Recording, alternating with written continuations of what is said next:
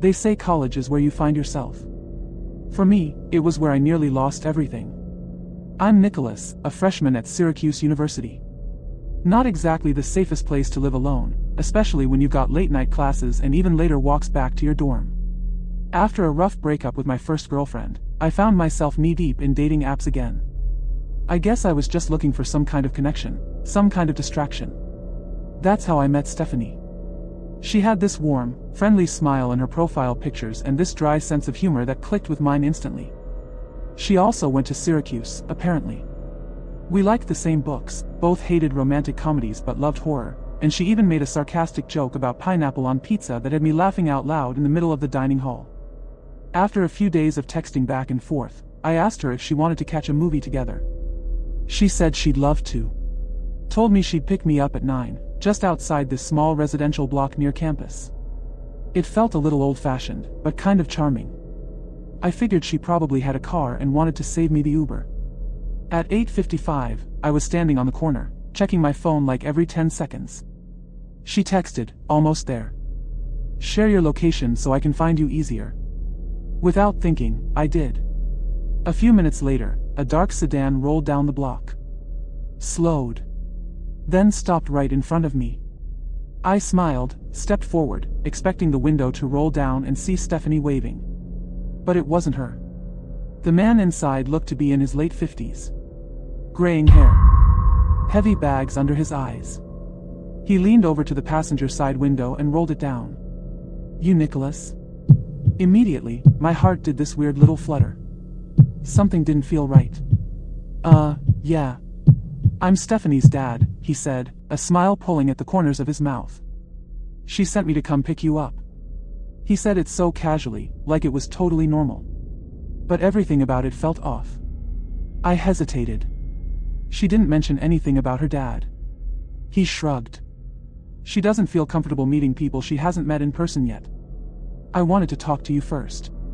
His eyes lingered on me, like he was trying to study my reaction. "I don't mean to be rude," I said, stepping back slightly, "but why didn't she tell me?" He laughed a little under his breath. "Teenagers, right? Always forgetting something. Come on, she's waiting." That's when the alarm bells really started going off in my head. Stephanie was 19. A freshman. Just like me.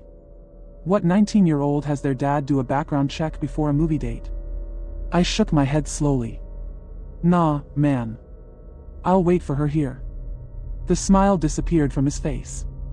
"Suit yourself," he muttered, then rolled up the window.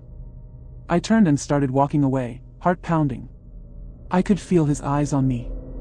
The car didn't move at first, but then I heard the engine rev slightly. I resisted the urge to look back until I was a full block away. When I finally did, he was gone. Or so I thought. My phone buzzed. A message from Stephanie. "Why didn't you get in the car with my dad?" My stomach dropped. I didn't reply. I started walking faster, cutting down side streets, making random turns. I had this sick feeling in my gut, like something was watching me. My phone buzzed again. Another message. "He was trying to help you. Don't be stupid." That's when I realized I'd never stopped sharing my location. I quickly opened the app and disabled it, but I already knew it might be too late. I didn't stop moving. I didn't stop looking over my shoulder. And then, just as I reached a quieter stretch of sidewalk near the edge of campus, I saw it. Parked beneath a streetlight. A black sedan. Lights off. I walked past it casually, trying not to show my panic. The windows were tinted, but I could feel someone watching me from inside. I turned the corner, heart racing. Then I ran. I didn't look back. I sprinted until my lungs burned.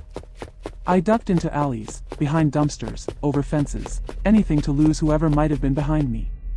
When I finally made it back to campus, drenched in sweat and completely winded, I thought I was safe. I slowed down, walking past the student center, then towards my dorm. That's when I heard it.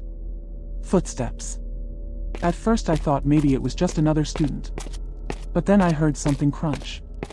The sound of broken glass beneath a heavy shoe. I stopped. So did the footsteps. I ducked behind a van parked along the edge of the lot. I held my breath, listening. The footsteps started again. Closer. Slow. Deliberate. I peeked between the windows of the van. He was there. That same man from the car. Coming straight toward where I was hiding. He stepped into the glow of a nearby lamppost and I saw his face. His expression had changed. No smile. Just this cold, focused stare. He said something I couldn't make out. Something like, "Come back. I'll take you to her." My instincts kicked in. I bolted. Ran harder than I ever had before. Through bushes, across the quad, past confused students. I didn't stop until I was inside my dorm building, behind 2 locked doors, panting, drenched in sweat, but alive. My roommate wasn't there. I sat on my bed, hands trembling, trying to catch my breath. Then my phone buzzed again. One final message. "You little piece of sh \t.